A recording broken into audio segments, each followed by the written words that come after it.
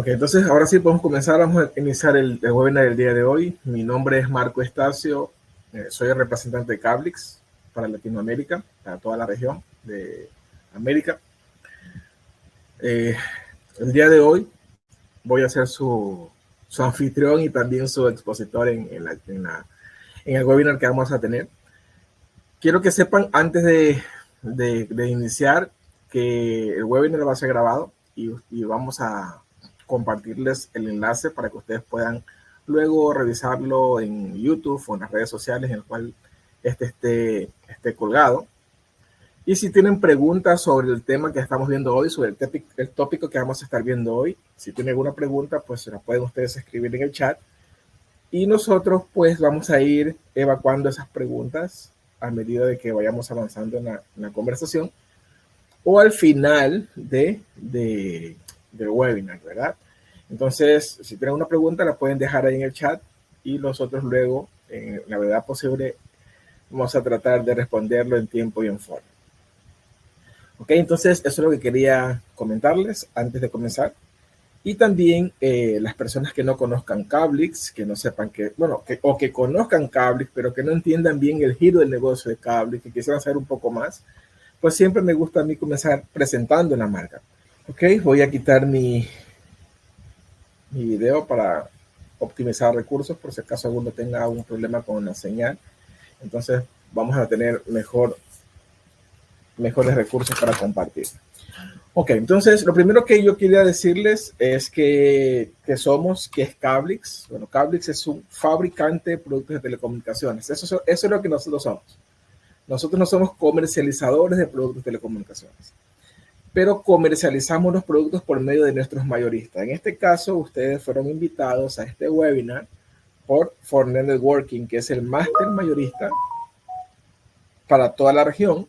Sin embargo, también tenemos mayoristas locales en cada uno de los países. Tal vez haya un mayorista local en el país donde usted se encuentra, ¿no? En Ecuador, tenemos en Colombia, tenemos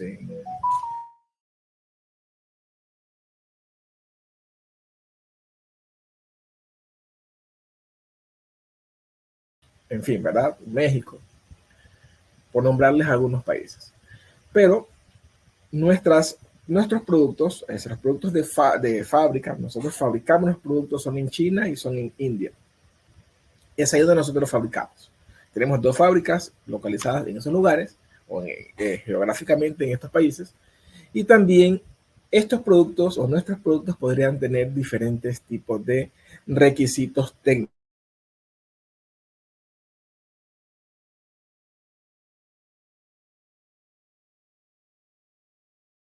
Obviamente del criterio de su proyecto va a depender de algunas cosas, para que ustedes puedan determinar si el producto que se les está ofertando en ese momento cumple o no cumple con el perfil que ustedes necesitan o el requisito técnico que necesita su producto. Posiblemente le toque escalar. Si se está presentando, por ejemplo, una opción premium, pues posiblemente le toque descender a una opción estándar, porque tal vez ese producto es demasiado para lo que ustedes necesitan en el perfil de su instalación, o al revés, ¿verdad? Necesiten especificaciones más altas y entonces necesitan ascender de estándar a premium. Ahora, no importa si nuestros productos son estándar o si son premium o si son fabricados en China o son fabricados en India, no importa. Nuestros productos, específicamente hablando de todos los productos que son cableados, hablamos de patch cord, de pigtail splitters, cables, por ejemplo. Todos estos productos están fabricados con hilos japoneses, es decir, nosotros no fabricamos nuestros propios hilos, sino que los compramos a la industria japonesa certificada para asegurar el performance y el rendimiento de nuestros productos, por lo menos en sentidos de transmisión óptica. Entonces, todos nuestros productos, no importa si son premium o si son estándar, si son fabricados en China o en India, no importa, siempre van a tener un hilo óptico certificado japonés. Otra cosa que también necesitan saber es que detrás de cada mayorista, detrás de cada producto, existe una responsabilidad de nosotros como fabricantes. Y basándonos en esa responsabilidad de nosotros como fabricantes, tenemos garantías que están disponibles para ustedes. Para ustedes como clientes, que sepan que no están solos, no están solo en esta batalla del día a día, ¿verdad? Que a lo mejor hay un producto que tal vez no satisfizo completamente su necesidad. Ustedes podrían de alguna manera u otra contactarse con el mayorista, su mayorista local, y tramitar las garantías que pueden ser de 1 año, de 5 años y hasta de 25 años. Hay un lugar dentro de nuestra página web donde ustedes podrían sin problema descargar el documento que les explica cómo tramitar cada una de estas garantías y en cuál caso aplica este proceso de garantías, ¿ok? Entonces ustedes pueden ir a www.cablix.com, van a la lista de garantías y se descargan el documento en español, ¿no? Está en inglés también para los que quisieran que fuese en inglés, y también está en español para todo esto en nuestro mercado en Latinoamérica. Ok, entonces, solamente como para cerrar la idea, ¿no? Nosotros no solamente tenemos productos de fibra óptica, que es tal vez por lo que ustedes están aquí hoy, por productos de fibra óptica, sino que también nosotros tenemos otros, vamos a decir que otros perfiles, otros enfoques del negocio, en los cuales fabricamos otros tipos de productos, como por ejemplo cableado estructurado o productos para cableado estructurado, categoría 5E, categoría 6, categoría 6A, con todos sus componentes. Y también la parte de metal mecánica, todo lo que tenga que ver con rack de telecomunicaciones, con bandejas, organizadores de cables, todo lo que tenga que ver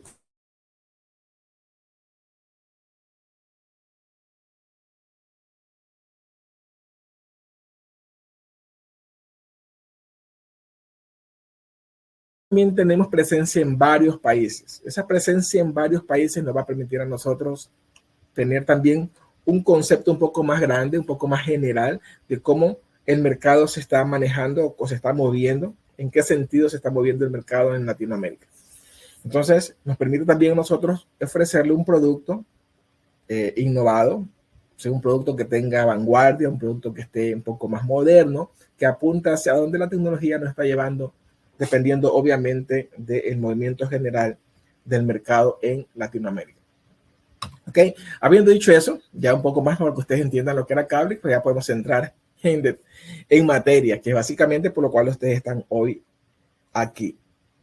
No, y el tema era el que se había propuesto es la instalación subterránea. La instalación subterránea con algunos tips de instalación, con algunas técnicas de instalación y obviamente normas de instalación. Entonces, lo primero que vamos a decir es que cuando nosotros estamos trabajando en redes de planta externa, ¿verdad? Estamos hablando en redes de planta externa, estamos hablando de cableados que van a estar en la red, en la parte pública, ¿no? En la parte donde nosotros no tenemos control alguno. Y para eso ya existe una norma definida dentro de la TIA. La TIA, que es, vamos a decir, que el gremio o la asociación de estándares a la cual nosotros estamos suscritos por estar en América. Entonces, dentro de la TIA hay un acceso dentro de la norma que es la 590, que les indica todos los pasos que tienen que hacer o que tienen que seguir cuando ustedes van a hacer un trabajo soterrado, es decir, un trabajo que va subterráneo en la planta externa, es decir, en las redes de distribución pública. Y eso es lo primero que tenemos que saber, porque dependiendo de eso es que nosotros vamos a ver dónde son los sectores donde podríamos nosotros instalar o deberíamos nosotros instalar este tipo de infraestructura. Entonces estamos hablando nosotros que, por ejemplo, puede ser en lugares donde es prohibido la instalación aérea. No es prohibido porque simplemente ya llegó la regeneración urbana.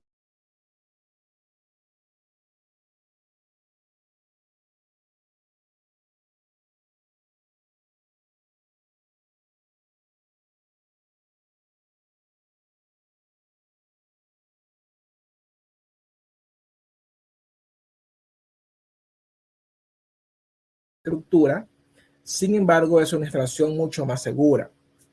Entonces,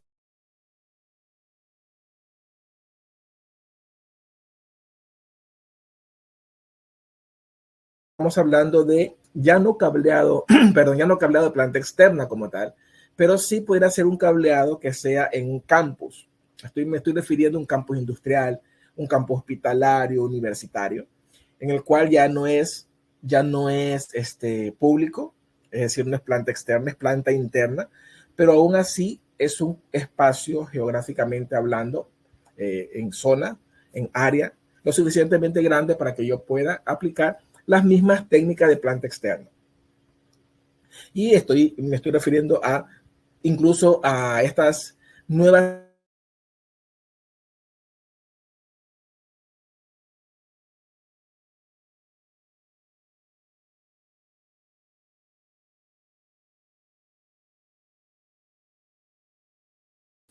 Pero el área es lo suficientemente grande para poder aplicar las técnicas de planta externa.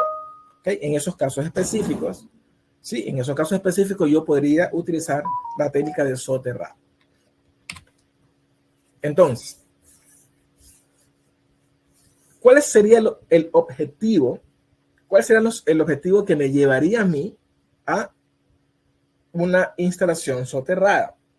Bueno, lo primero que había comentado ya es el tema de la protección de los cables. Es lo primero. Esta situación de proteger los cables, ¿verdad? La integridad de los cables, la integridad de mi red física.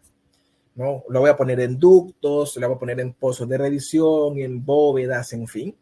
De esa manera, pues, voy a tener un porcentaje mucho más alto de seguridad.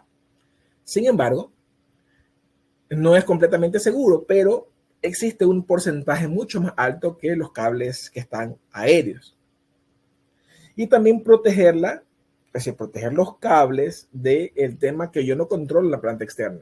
El tema climatológico, la situación de los vientos, lluvia, humedad, abrasidad, que si bien es cierto, podrían estar presentes también obviamente un menor porcentaje en la parte soterrada, pues obviamente es mucho más seguro. Pero no es lo único. Hay otras situaciones que también a nosotros nos hacen pensar o nos permiten llegar a la solución de una instalación soterrada. Y es lo que hoy conocemos nosotros como el planeta verde. O sea, la contaminación visual también está presente. Y de la mano a la contaminación visual también está la situación de la seguridad de las personas, los transeúntes que están ahí afuera de la planta externa. Entonces, para resolver todo eso, es que la norma implementa unas técnicas de instalación en la parte soterrada. ¿Ok? Entonces, estos van a ser los porqués. ¿Y cuándo tendríamos que hacerlo? Cuándo estamos obligados a hacerlo y cuándo no estamos obligados a hacerlo. Ahora, ¿cuántas técnicas existen para la parte soterrada? Realmente son 3, pero vamos a hablar primero de 2. Primero vamos a hablar de la parte soterrada, de la parte subterránea, pero que va a ir en ductos.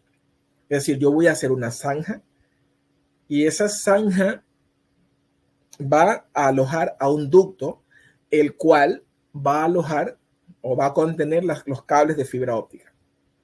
¿Ok? Para esto hay un sinnúmero de pasos, de requisitos, de técnicas que deben seguirse para que esto sea llamado una instalación coherente. ¿Ok? Vamos a ver un poco más adelante y vamos a concentrarnos un poco más en este tipo de instalación. La segunda instalación es un poco más sencilla en este mismo rubro. Es una instalación un poco más simple. Yo lo que tengo que hacer en este caso es simplemente hacer una zanja y colocar la fibra directamente en la zanja y voy a obviar el ducto. O sea, no voy a instalar un ducto, un tubo, no lo voy a instalar. Voy a instalar la fibra directamente. Y eso está dentro de la norma, está normado, se puede hacer.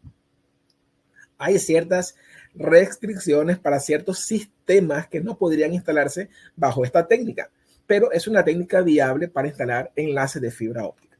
¿No? Yo voy a hacer simplemente la zanja y voy a instalar el ducto, pero voy a instalar la fibra directamente sin necesidad de ducto. Ok, en este caso, específicamente tengo ciertas ventajas y algunas desventajas también. Por ejemplo, una de las ventajas va a ser que va a ser una solución muy económica. Hago el ducto y paso al cable directo. No, va a ser mucho más fácil de instalar porque no lleva ducto. Si yo tengo ciertos cuidados, si yo tengo ciertas prevenciones, esa instalación va a estar bien. O sea, va a permanecer el tiempo de vida útil que yo necesite que esa instalación permanezca. Si cuido ciertos detalles. Pero como desventajas, yo creo que la más importante podría ser que yo no la puedo utilizar en cualquier o en todo tipo de sistemas que quisiera yo desplegar, en todo tipo de arquitectura que quisiera yo desplegar. O sea, si yo quisiera, por ejemplo, desplegar FTTH, no podría utilizar esta técnica de instalación simplemente porque no tengo cajas, no tengo lugar donde yo voy a poner, o sea, no tengo yo caja de paso ni caja de registro donde yo voy a poner mi lugar de confinamiento, donde yo voy a poner mis fusiones de fibra, donde yo voy a poner mis cajas de distribución, mis cajas de terminación. No tengo ese espacio en esta estructura, por lo tanto, esto hace inviable que yo esta técnica de instalación la aplique en un despliegue de fibra para FTTX soterrado. ¿Ok? Sería la desventaja mayor en nuestro caso específico, basándonos en el modelo de negocio que tenemos. ¿Ok? Entonces, lo que vamos a ver a continuación es la técnica que más utilizamos para FTTH. O sea, la técnica que más utilizamos, que deberíamos utilizar para FTTH es la técnica de soterrado, pero con ductos, ¿no? Con tubería. Y aquí ya tengo yo algunas ventajas, ¿no? Entre esas, obviamente, la seguridad del cable. El cable va a estar mucho más seguro. Pero principalmente, y voy a hacer hincapié ahí, en que yo esta estructura sí la puedo utilizar para FTTH. Para FTTX, FTTH. O cualquier otro tipo de estructura que quisiera usar. Sin ningún problema. O sea, no tengo limitación en la estructura o en el sistema que yo voy a montar o que yo voy a dirigir mi red. Esa sería la ventaja más importante. Bueno, dentro de las desventajas, si lo queremos ver de esa manera, sería que obviamente va a ser mucho más costoso y más complicado, por decirlo de una manera, porque tiene más pasos a seguir para la instalación. O sea, la instalación no es en un solo paso, sino en varios pasos estructurados. Por ende, la instalación va a durar mucho más tiempo y va a costar mucho más. Entonces, hay que tener eso en consideración cuando sepamos nosotros que vamos a hacer una instalación de FTTH y las condiciones se dan para que esta instalación sea soterrada. Ok, entonces, si yo ya sé que voy a hacer FTTH o FTTX, cualquiera de las versiones posibles dentro de este espectro de la tecnología, si eso es así, yo ya sé que debo hacerlo por medio de ductos. Ok, ahora, ¿qué tipo de ducto yo voy a usar? El problema es que a veces el desconocimiento nos puede llevar a cometer errores. No voy a instalar cualquier ducto. No puedo instalar cualquier ducto. Debo instalar un ducto que sea el apropiado para ese tipo de instalación. Empezando porque los ductos no pueden ser metálicos. Tienen que ser ductos de algún tipo de polímero. El que ustedes crean más conveniente que esté asignado a ese rubro o a esa sección de la instalación. Puede ser, por ejemplo, PVC, ¿verdad? Puede ser HDPE, por ejemplo. Puede ser propileno, por ejemplo. Ustedes tendrán que ver cuál es el que más se acoja dependiendo, obviamente, del escenario de instalación. Porque ahí ustedes se van a encontrar dentro de la tierra, ahí abajo, se van a encontrar con algunas cosas como salinidad, abrasión, presión, compresión. Ese tipo de cosas que ustedes deberían conocer sobre el suelo con el que van a trabajar. Que va a depender qué tipo de suelo sea. Pero bueno, al fin del día, eso es importante y deberían ustedes conocerlo de antemano. Sin embargo, hay otros factores que pueden limitar el uso efectivo de ese ducto. ¿Cuáles son esas otras alternativas o esas otras condiciones que están ahí presentes y deberíamos conocer? Por ejemplo, el diámetro del ducto. La norma indica, están condicionados por la norma, de que si vamos a ir a la planta exterior y vamos a hacer nosotros la instalación de un ducto para planta exterior, ese ducto no puede ser menor de 4 pulgadas de diámetro interno. 4 pulgadas de diámetro interno. Y aquí tenemos otra situación que deberíamos nosotros conocer, que se llama relación de dimensiones. La relación de dimensiones está disponible o la van a encontrar en todos los ductos, en toda la fabricación de ductos. No importa si el ducto es metálico, si el ducto es de plástico, si el ducto es de algún otro material o para algún tipo de aplicación específica, como por ejemplo para electricidad, como para agua o telecomunicaciones. Siempre estos ductos van a tener este factor importante que es la relación de dimensiones. Esa relación de dimensiones tiene dos números. Estos números corresponden al grosor del plástico, de la lámina de plástico con la cual ese ducto está fabricado. Es decir, que si la lámina es más gruesa o más delgada, eso no debe condicionar el diámetro interno del ducto. ¿Sí? El diámetro interno del ducto no debe ser condicionado. Deben ser 4 pulgadas. ¿Sí? Y vamos a explicar más adelante por qué. Entonces, más allá de la relación de la relación de dimensión, que podría ser, porque, por ejemplo, ustedes están instalando este ducto en un lugar donde saben ustedes que va a ser una carretera de, no sé, tránsito pesado y que con el tiempo va a haber compresión del terreno, entonces ustedes van a poner un ducto que sea más grueso. Es decir, que su relación de dimensión sea superior, pero que el diámetro interno continúe siendo 4 pulgadas. ¿Ok? A eso me estoy refiriendo. Ok, entonces, cuando nosotros estamos haciendo la estructura, necesitamos conocer también cuáles son los componentes que, valga la redundancia, componen esa estructura o esa infraestructura en este caso. Y estamos hablando nosotros de las cajas de paso y las cajas de registro, que aunque en algunos momentos convergen en la misma función, no es el mismo espacio de confinamiento. Cuando hablamos de una caja de registro, estamos hablando de un lugar en el cual yo voy a tener que ir a ese lugar para hacer los mantenimientos clásicos.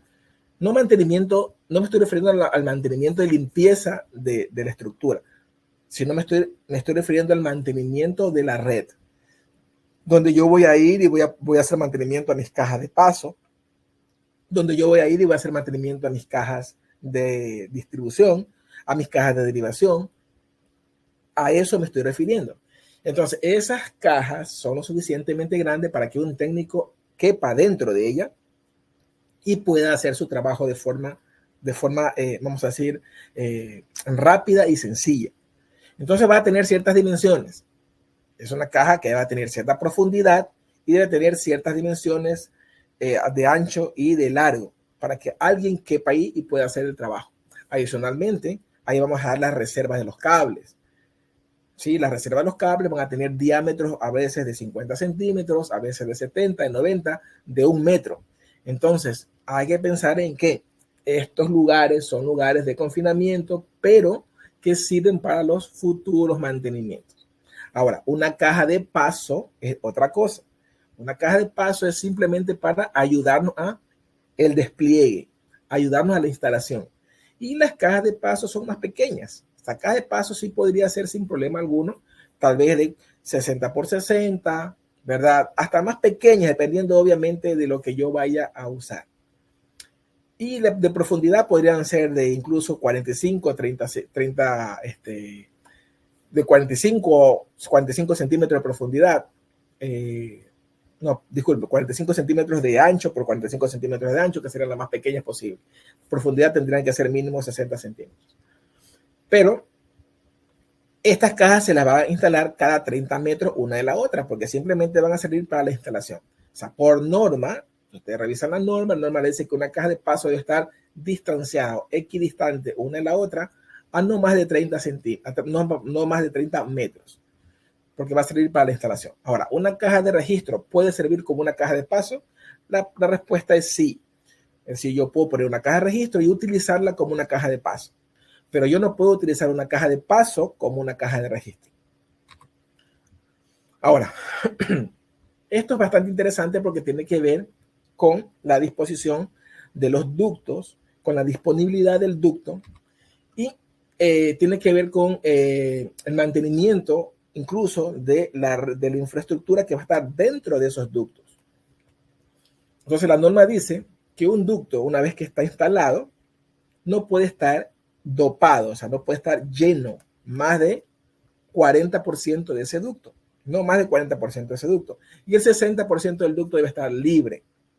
Y eso tiene bastante sentido, porque en el momento que ustedes están utilizando un ducto, es decir, la red ya está en operación y están utilizando el ducto y por alguna razón que ustedes desconocen, pero pongamos la peor posible y se rompe el cable, se daña el cable, yo tengo que retirar el cable hasta la caja de registro más cercana, reparar el cable y volver a pasar el cable otra vez hasta la siguiente caja de registro. Eso significa que yo debo tener espacio suficiente para retirar el cable que está con problemas y volver a pasar el cable. Pero cuando un ducto ya tiene cables internos, ya hay cables montados ahí, es decir, ese ducto ya está en proceso, en funcionamiento, es muy difícil pasar otro cable ahí. Es decir, con el 60% va a ser relativamente sencilla la operación o la maniobra. Entonces, esa es la razón por la cual la norma dice que deben quedar 60% disponibles y 40% dopados. Ahora, hay una fórmula que te permite sacar ese factor de ocupación. Que ese factor de ocupación se saca bastante sencillo. Yo voy a tratar de explicárselos aquí rápidamente. Y aquí lo que he hecho es poner, por ejemplo, un rango de diámetros de cables en milímetros, como ya sabemos que viene. Los cables vienen en diámetros por milímetros. Y entonces lo que vamos a hacer nosotros es sacar un promedio, por ejemplo, los cables que van a tener de 6 milímetros a 8 milímetros, de 9 a 10, así hasta 26 milímetros. Y vamos a ponerlos por categorías. Esa es una forma como yo lo hago para poder dimensionar los ductos sin problemas y ceñirme a la norma. Entonces lo que he hecho simplemente es poner un promedio. ¿Sí? Yo digo 6 más 8 entre 2 y me va a dar un promedio. Ustedes lo pueden hacer incluso poniendo el valor exacto que están agregando en cada ducto. Pueden hacerlo de esa manera también, ¿no? Pero para efectos educativos y para explicarlo más sencillo, lo he hecho de esta forma. Luego lo que tienen que hacer es saber cuántos cables van a estar y determinar, obviamente, porque obviamente los ductos vienen por pulgadas, como ustedes lo van a comprar, saber cuántos milímetros es una pulgada. Bueno, aquí tenemos nosotros que una pulgada es 25.4 milímetros, que lo tenemos por aquí. Y lo único que tenemos que hacer ahora es agregar la cantidad de ductos que estamos nosotros pensando poner en ese ducto. Y sabemos bien que si estamos dentro de la norma, ese ducto no puede ser de 1 pulgada. Ese ducto tiene que ser mínimo de 4 pulgadas y va a estar en la planta externa. Entonces vamos a reemplazar el 1 por el 4 y vamos a tener ya una cantidad de milímetros definida. ¿Qué es lo que vamos a nosotros a tener para como comparación para saber cuál es el 40% ocupable máximo según la norma? Si yo podría decir, por ejemplo, tengo un cable de, no sé, de 10 milímetros, entre 9 y 10 milímetros, entonces yo voy a decir tengo solamente uno, o tengo dos, por ejemplo, y tengo una cantidad de cables, por ejemplo, de 18 a 20 milímetros, pues tengo, por ejemplo, 2 cables, ya tengo 56% de ocupación, solamente con 4 cables, ya estoy fuera de la norma. Entonces, ¿qué tengo que hacer en estos casos? ¿Qué es lo ideal? ¿Cómo debería pensar yo en función del negocio? Si yo ya voy a hacer la zanja y voy a invertir en eso, voy a poner las cajas, voy a hacer una inversión, no voy a instalar un solo cable, yo voy a instalar un banco de ductos, es así como se llama, un banco de ductos. Significa que yo no voy a instalar un solo ducto, voy a instalar 2, 3, 4 ductos si fuese necesario. Entonces yo en lugar de instalar un ducto voy a instalar 4, entonces significa que yo voy a tener aquí, en lugar de 4 pulgadas, voy a tener 16 pulgadas. Entonces, ahora con 16 pulgadas, yo sigo teniendo la misma cantidad de cables, pero ya bajó a un 14%. Y podría ocupar el espacio restante, ¿para qué? Para alquilar el espacio. Yo puedo rentar el espacio a alguien que necesite la infraestructura. Y entonces yo voy a administrar mi infraestructura de esta manera. Si una compañía XYZ quiere rentarme el espacio que yo ya tengo dispuesto, ¿qué es lo que yo voy a decir? Ok, yo ya tengo 4 cables, tengo 14%. Ah, ¿tu cable de cuántos milímetros es? Ah, tengo un cable grande de 256 fibras. Tal vez esté entre los 21 y 23 milímetros de diámetro. Ok, entonces yo digo, un cable más, lo pongo aquí y va subiendo. Viene otro cliente, otra persona me pide, ¿sabes que yo tengo un cable, pero necesito 2 cables y esos cables están entre 12 milímetros? Ok, 2 cables más. Y ustedes van administrando su espacio. Cuando ya vean que llega al 40%, paran y saben que no pueden seguir alquilando. ¿Por qué? Porque van a tener un problema con el tema que les estoy comentando de la administración de los mantenimientos de esa infraestructura. Cuando ocurra algo, no van a poder resolverlo como quisieran hacerlo.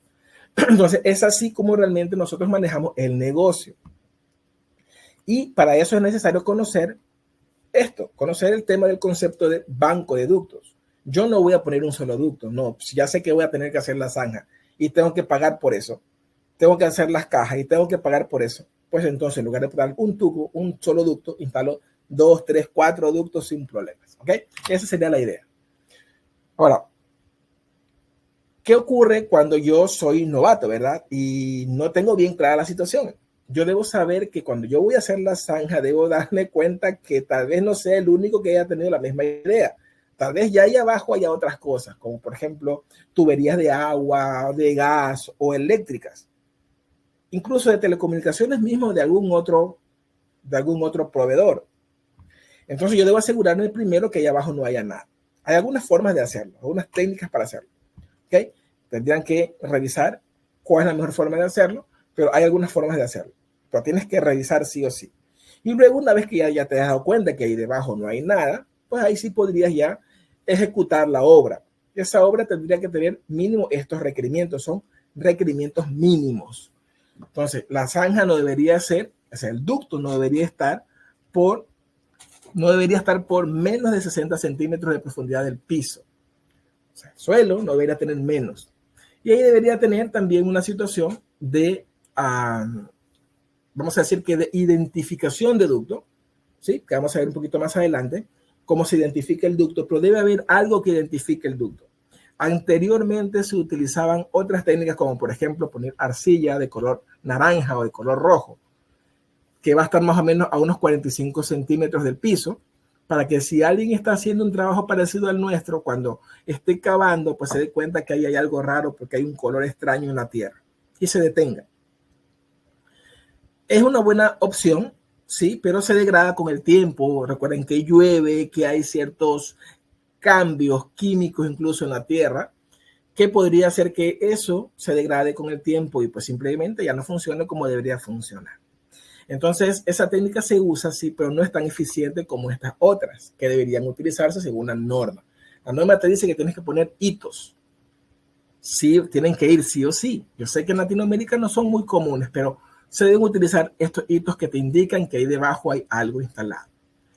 Y también debe instalarse cintas de advertencia. Esas cintas de advertencia deberían ser cintas magnéticas, ¿sí? Cintas magnéticas que tengan algún tipo de estándar dentro de la OSHA. Hay diferentes tipos que no son biodegradables. Recuerden, no pueden ser biodegradables. Entonces, cuando alguien está haciendo un trabajo de estos, que pueden ser ustedes mismos, pues simplemente van a poner un detector de metales y si encuentran un tono longitudinal, significa que ahí abajo hay un ducto. ¿Verdad? Obviamente la experiencia también les va a decir un poco de esto, pero es la forma en que ustedes podrían asegurarse de que sus ductos tengan un éxito mucho mayor en su tiempo de vida útil. Es decir, que no se lo echen a perder. Ahora tenemos también otra forma de hacer instalaciones soterradas, instalaciones subterráneas, que es la instalación de microzanjado. La instalación de microzanjado es una instalación mucho más simple y también es muy efectiva dependiendo de, obviamente, qué tipo de instalación yo voy a hacer, qué tipo de despliegue yo voy a hacer. Entonces, en este caso, yo lo que tengo que hacer, como su nombre mismo lo indica, es microzanjado. Hay ciertas especificaciones que son definitorias, que no se pueden violar, no se pueden franquear, que están definidas para esta norma, como por ejemplo el tamaño que debe tener la zanja, la profundidad que debe tener la zanja. Y si esa zanja va a ser en asfalto, por ejemplo, o si esa zanja va a ser en hormigón, es completamente distinto porque estamos hablando de materiales diferentes y la forma de subsanar o de resanar esa grieta o esa zanja va a ser diferente dependiendo obviamente del material que estás utilizando como plataforma o como base. Entonces, es importante tener claro antes de adoptar esta técnica, conocer cuáles son las dimensiones mínimas para cada uno de estos escenarios o el escenario que yo voy a utilizar como escenario de instalación. Otra cosa también que tiene que ver es que el ducto que van a utilizar ahí no es cualquier ducto. Por ejemplo, si estamos hablando en el caso de que vaya a ser hormigón, cuando vas a hacer el resane del hormigón, dependiendo obviamente de en qué país te encuentres, dependiendo del clima de ese país, puede estar entre 100 grados Celsius y 170 grados Celsius de calor. Entonces significa que el ducto que va a estar ahí se va a someter a ese calor, a esa temperatura extrema, debe poder soportar aquello. Porque puede ser que yo haya pasado incluso la fibra para entonces y debe soportar aquello. Entonces, el microducto también debe tener ciertas condiciones, ciertas medidas, ciertas especificaciones que deben ser compatibles, o mejor, deben ser coherentes con el tipo de zanjado que yo estoy usando. ¿Ok? Entonces, es muy interesante cómo yo podría interactuar entre una y la otra dependiendo, por supuesto, ¿no? Dependiendo del criterio del despliegue que voy a usar y dependiendo del sistema que yo voy a utilizar. Entonces, yo voy a pasar a explicar ahorita, ya, después que hemos pasado aproximadamente 40 minutos de que estamos conversando, voy a pasar a explicarles rápidamente porque no tenemos mucho espacio en una hora para explicar todas las técnicas, pero por lo menos vamos a explicar lo que es más importante. Yo les recomiendo que cuando nosotros hagamos algún curso de certificación dentro de su país, se inscriban en el curso de certificación porque dentro del curso de certificación nosotros vamos a apuntalar todos estos conceptos con un poco más de tiempo, ¿verdad? Tenemos aproximadamente 2 días para poderlo conversar y entonces ahí podemos apuntalar todos estos casos con mucho más profundidad. Entonces, lo primero que vamos a ver es la técnica que vamos a usar y qué son los factores que yo me voy a encontrar, con qué complicaciones podría encontrar yo dentro de cada una de estas instalaciones. O sea, ya como tal en el momento de la instalación. Lo primero que yo tengo que saber es que el método de instalación que yo voy a utilizar siempre va a ser un método de instalación por tracción, ¿ok? Siempre va a ser un método de instalación por tracción, cuando estamos hablando de instalación soterrada en ducto. Entonces yo debo estar consciente que por lo menos hay 2 factores compuestos, por cierto, que tengo que yo observar o tengo que ponerle atención. El primero es el coeficiente de la fricción del ducto, porque yo dentro del coeficiente de la fricción del ducto yo voy a tener tres aspectos o 3 variables si lo quieres ver de esa manera. Una que es la plataforma. La plataforma es el ducto como tal. Ese ducto va a tener una cierta longitud. Va a tener, no sé, se me ocurren 30 centímetros entre las 30 metros entre las cajas, 100 metros, 120 metros. Va a depender de lo que yo he considerado es viable y es factible. Entonces, esa plataforma está presente. Y en la plataforma está el cable reposando sobre la plataforma y el cable tiene un cierto peso. Es decir, el peso del cable tiene un factor muy importante dentro de esta ecuación. Y luego tengo la fuerza de alado, la fuerza de jalado. Ok, esa fuerza de jalado está vinculada con el siguiente factor, con el siguiente fenómeno, que es la fuerza de la carga máxima de instalación, que yo puedo ejercer o que yo puedo infringirle a ese cable. Esa fuerza máxima de tracción que yo puedo infringirle a ese cable está definida por el fabricante del cable.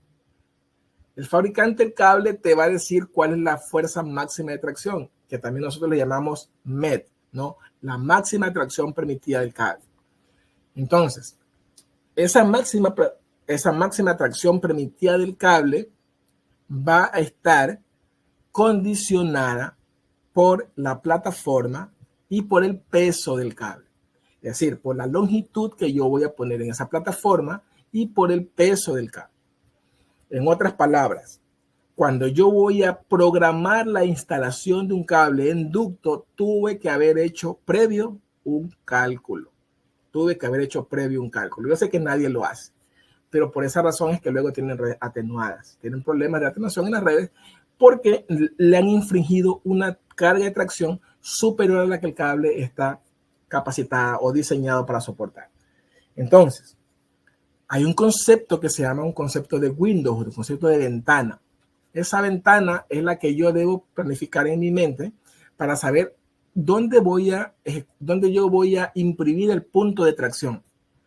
Es decir, que si yo vamos a suponer que yo tengo una instalación entre 2 puntos, entre una caja de registro y otra caja de registro, que por norma no pueden estar a más de 300 metros una de la otra. Entonces yo voy a ejercer tracción entre esas dos cajas de registro, que están una distanciada de la otra a 300 metros. Y en la mitad tengo cajas de paso a 30 metros una de la otra. Entonces, cuando yo estoy ejerciendo la tracción entre estos dos puntos, que son 300 metros, yo voy a poner un dinamómetro que me va a indicar cuál es la fuerza máxima de tracción que estoy ejerciendo en ese momento. Y obviamente va a ir creciendo, porque a medida de que yo voy ganando longitud en la plataforma, pues por la misma situación de la fricción y del peso, pues yo voy a tener que ir incrementando paulatinamente la fuerza de tracción. Entonces, puede ser que mi cable tenga, por ejemplo, 3000 newtons de fuerza de tracción, no soporta más de 3000. Entonces, yo cuando ya vaya por el metro 25, por ejemplo, o por el metro 20, yo tengo una cantidad. Cuando vaya avanzando hasta la segunda, tercera caja y voy por el metro 180, 190, 200, 210, me doy cuenta que ya llegué a los 300 newtons de tracción. No puedo llegar a los 300 metros. Debo parar en ese momento, porque ya el dinamómetro me dijo que llegué a mi máxima tracción permitida. No puedo, tengo que parar. Y tengo que llegar a la caja de paso más cercana antes de llegar al umbral. Y desde ahí continuar mi instalación hacia adelante. Eso es lo que tengo que hacer. Pero si yo, por esas cosas de la vida, por desconocimiento, por ignorancia, por inobservancia, por la razón que sea, no tengo cajas de paso cada 30 metros, lo que tengo solo son dos cajas, una caja de revisión y otra caja de revisión, y esas dos cajas de revisión están a 250 metros, y yo llegué hasta los 200, tengo que cavar, romper el piso, hacer una caja y generar una ventana en ese momento. Pero eso es lo que yo no quiero hacer, porque si yo hago eso, significa que debo pedir permiso, porque estoy fuera de mi control. Tengo que pedir permiso a quien sea dueño de la vereda o dueño de la calle, y eso puede retardar mucho más mi instalación. Por esa razón yo le decía que para yo poder ejecutar una instalación soterrada en ductos, debí previamente haber hecho un cálculo. Y ese cálculo me va a indicar si lo que yo tengo como infraestructura es o no es coherente con lo que yo quiero hacer. ¿Ok? Para poder estar completamente tranquilos. A eso debo agregarle un elemento adicional, que son las famosas curvas. Las curvas dentro de los primeros 30 metros entre las cajas de paso no deben ser más de dos curvas de 90 grados, no más de dos curvas de 90 grados dentro de los primeros 30, o sea, dentro de los 30 metros que hay entre las cajas de paso. Ok, entonces si yo pongo una tercera curva, podría tener un problema de sobrepasar el MET, la máxima tracción permitida. Perdón. Entonces, por esa razón, es que es necesario los famosos lubricantes, ¿verdad? Los lubricantes son necesarios. Son necesarios porque en el momento en el cual yo veo que la fricción es demasiado grande, entonces voy a utilizar un lubricante. Ahora, tengo que tener cuidado con el lubricante que voy a usar.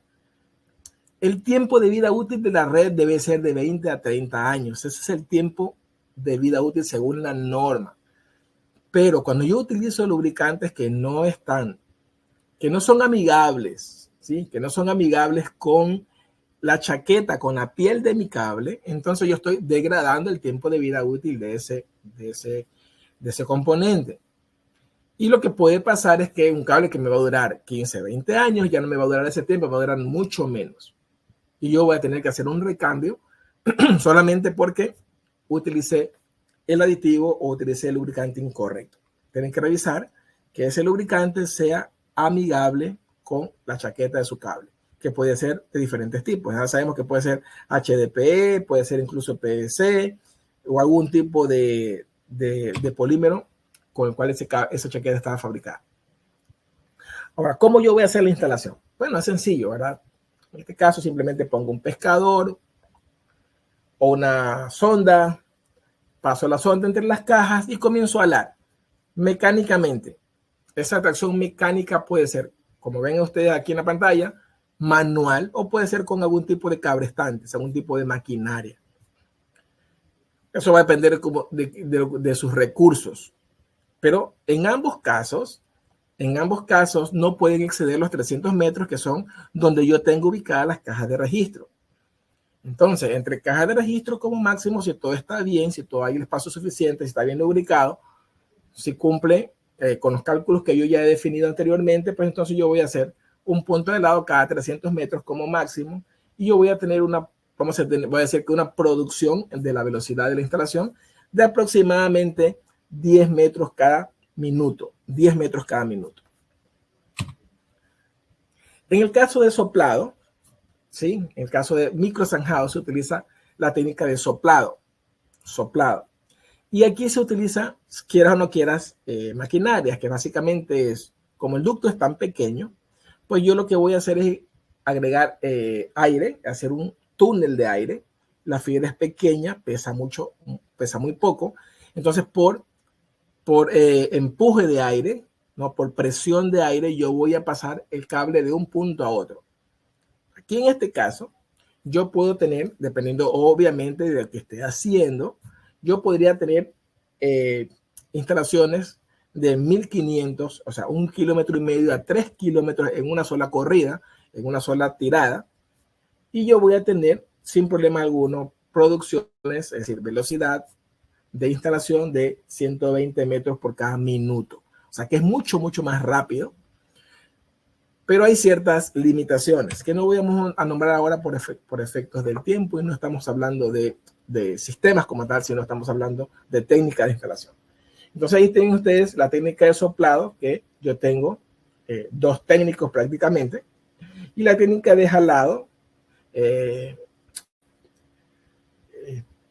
tengo una cantidad más grande, ¿verdad?, de personal, porque es necesario que así sea. Entonces ahí tienen ustedes las dos formas posibles de hacer ese tipo de trabajo.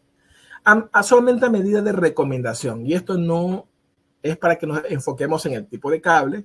Nosotros tenemos otros webinars en el cual hablamos sobre los cables armados, dieléctricos, no dieléctricos y sus niveles de protección o de armadura. En este caso simplemente es para que ustedes tengan un concepto un poco más grande, un poco más general, de qué tipo de cables podrían utilizar dependiendo obviamente el formato que están utilizando para la instalación, o los ductos que están utilizando para la instalación, la infraestructura que están utilizando para la instalación, si así lo quieren ver. Entonces, si por ejemplo estuviéramos hablando nosotros enterrado directo, no estamos utilizando ducto. Esa es la técnica. Entonces, si yo no estoy utilizando ducto, no se me va a ocurrir jamás instalar un cable que su protección sea la aramida solamente, o que su protección sea, por ejemplo, una protección química como antirroedores, o que sea, por ejemplo, que tenga una armadura de fibra de vidrio o de FRP, o simplemente sea de una cobertura de nylon, ¿no? El nylon también es muy fuerte, sino que yo apuntaría a utilizar un cable que tenga armadura metálica, que puede ser cinta, por ejemplo, cinta de acero, o pueden ser hilos de acero. Y en el caso de que vaya un cable que vaya, por ejemplo, en ducto, pues entonces sería todo lo contrario. Porque yo podría, como va en ducto, si yo no tengo amenazas como roedores, por ejemplo, si esas amenazas no están presentes, yo podría utilizar alguna, o podría darme ciertas libertades, como utilizar un cable que no tenga una protección metálica, que su protección sea, por ejemplo, con aramida, o que sea una protección con armadura de fibra de vidrio, o que tenga un polímero muy fuerte, como por ejemplo el nylon. Y obviamente también podría utilizar las soluciones que son un poco más costosas, metálicas, de acero, incluso de aluminio. Eso va a depender ya de algunos otros factores, ¿no? Pero serían los cables que yo podría utilizar en ducto. Y obviamente tengo que hacer hincapié en que si el cable, si en esa instalación yo tengo amenazas, pues entonces podría ser eso un problema. Porque como recomendación final, no final, pero sí como recomendación con respecto a qué tipo, cómo tengo que hacer yo con los cables que estoy instalando, porque si se han dado cuenta nos hemos enfocado básicamente en el ducto, y lo que va en el ducto es el cable. Entonces yo tengo que darme cuenta que el ducto esté lubricado, que los cables no estén doblados o torcidos, que los radiocurvaturas sean los correctos, no rebasar el MET en la máxima tensión permitida, utilizar cajas de paso y utilizar cajas de registro según la norma. O sea, todas estas cosas que hemos hablado son importantísimas para que el rendimiento de su red, o sea, lo que conocemos como el performance de su red, sea lo que ustedes esperan, ¿no? Sea lo que ustedes necesitan. Ahora, si vamos a utilizar nosotros, por ejemplo, cables soterrados, si esos cables por alguna razón tienen cobertura metálica, tienen que estar equidistantes de los cables eléctricos. No porque la fibra óptica tenga problemas de atenuación o de algún tipo de interferencia electromagnética a nivel de transmisión de datos, sino porque si el cable tiene algún tipo de cobertura metálica, este puede ser simplemente un cable que sirva como una salida, vamos a hacer una descarga, un drenaje de alguna corriente parásita que pueda filtrarse de los cables eléctricos. Entonces, ahí hay una tablita que les indica a ustedes más o menos cómo tendrán que estar equidistantes.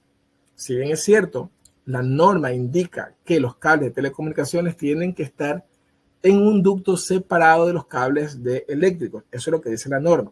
Pero hay casos que no es posible que eso ocurra porque comparten la misma manga. Por ejemplo, hacia la entrada de un edificio. Comparten la misma manga. O sea, al compartir la misma manga, entonces en esos casos específicos la norma hace una excepción. Pero lo que debemos hacer nosotros es mantener en el límite de lo posible los ductos por separados. Eléctrico por un lado y telecomunicaciones por otro. Y la última recomendación está basada en los componentes que van a estar ahí. Por ejemplo, si estamos hablando de cajas, esas cajas tienen que tener cierto nivel de protección, ¿no? Lo que es el ingress protection, ¿no? La protección por ingreso. Esa protección por ingreso va a ser penetración por partículas de polvo y penetración en partículas de agua. Entonces, tenemos que tener claro que si nosotros vamos a hacer una instalación soterrada, todo lo que vaya a ir dentro de esas cajas de registro, no en caja de paso, recuerda que la caja de paso no es para eso. Todo lo que vaya en cajas de registro, necesito que esos productos tengan un cierto nivel de protección contra la penetración de partículas de agua y partículas de polvo. Va a depender de lo que yo estoy viendo, lo que yo conozco de ese escenario de instalación. Entonces, hay algunos casos, como por ejemplo, en el caso de polvo, 6 es el máximo, no hay más que 6. Y en el caso de agua, partículas líquidas de agua, el número más alto es el 9K hasta el momento. Entonces yo puedo tener, por ejemplo, 65, 66, 67, 68, 69K, que indica qué es lo que, qué nivel de protección me va a permitir esa categoría específica de la norma. Entonces, si yo, por ejemplo, voy a ponerlo en un pozo de revisión, pues yo debería asegurarme cuál de estas podría ser. Tendría que asegurarme 100% de que eso sea así. Y de esa forma yo podría, sin ningún problema, asegurar que los mantenimientos se hagan de forma correctiva, perdón, de forma preventiva y no correctiva, y que el tiempo de vida útil de esa red sea el apropiado para que yo pueda tener un retorno de la inversión según lo planificado desde el inicio de la planificación del proyecto. ¿Ok? Entonces, eso es lo que tenía por compartirles. El tiempo ya se nos terminó. Entonces, si tienen preguntas o se han dejado preguntas, pueden hacer las preguntas que tengan. Se han dejado preguntas, pero entonces vamos a proceder a leer algunas de las preguntas que están disponibles. No sé si Arnaldo ha estado atento a las preguntas, y si hay preguntas para ver si las podemos evacuar en este momento.